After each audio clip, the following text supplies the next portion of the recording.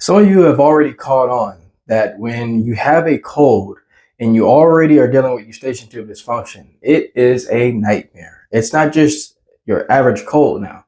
It's basically a cold on steroids. You feel so worse. And in today's video, I'm going to break down 5 reasons why your colds are like mutants to just the normal cold that you would have otherwise if you did have ETD. So number 1, increase mucus production. Colds cause your body to produce more mucus, which can clog the eustachian tube and make it harder for it to open and close properly.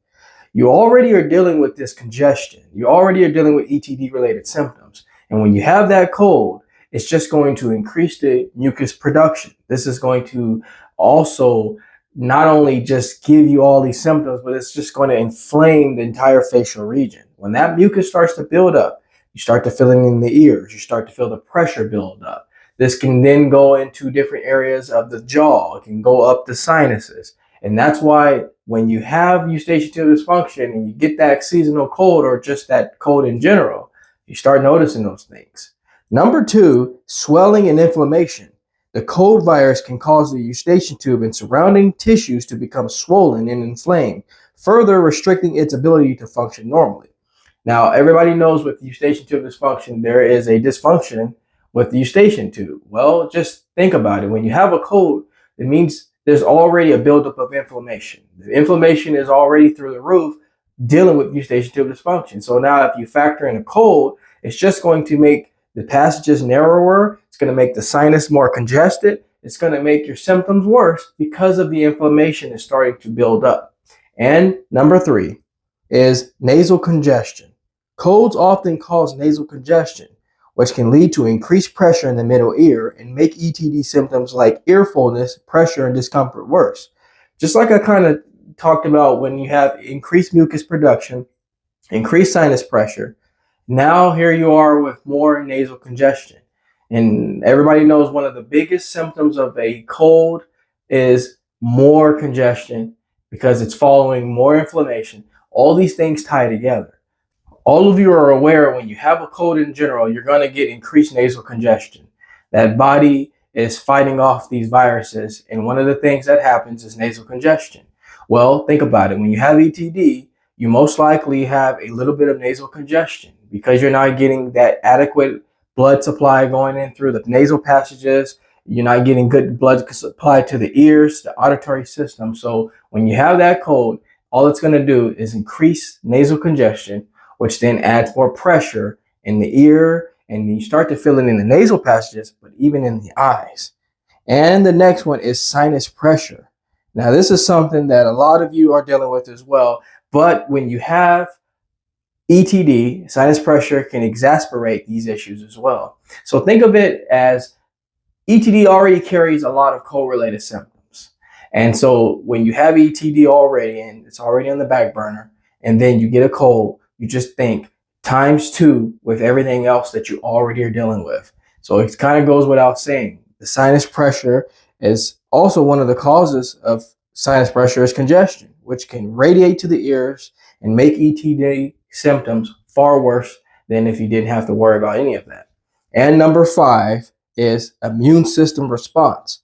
When your body is fighting off a cold, your immune system is already compromised, making it harder for your body to combat underlying ETD related symptoms. So again, if your body is already in a sense of immune overload, and now you have this cold, the virus is attacking the body's immune system, and your body is trying to work to repel it out of you.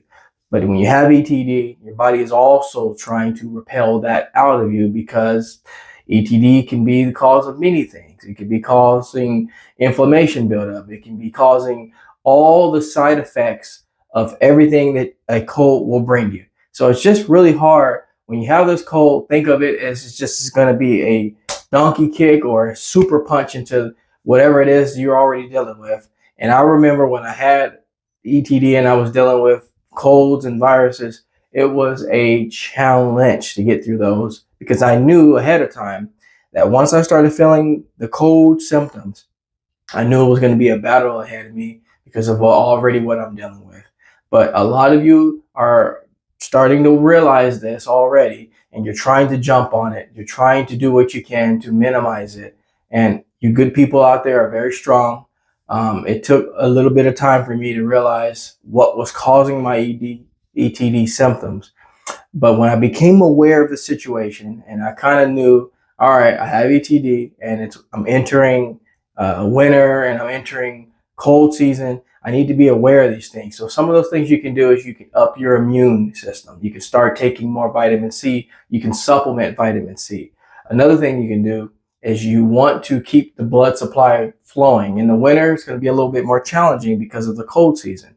So what you can do is you can take beetroot. So I used to take beetroot supplements all the time, as well as fresh beets, and I would try to get it that way. And if it's cold season, ginger and turmeric are the best combinations to throw down in a cup of hot boiling water with some lemon, and maybe throw in a few little mint leaves. Those kind of things are going to help really start to help repel some of those viruses or even keep them out of your system in the first place. But it all starts with being aware that when you have ETD, just know that when you have a cold, you're probably going to fight twice as harder than the person that didn't have any of those things to deal with.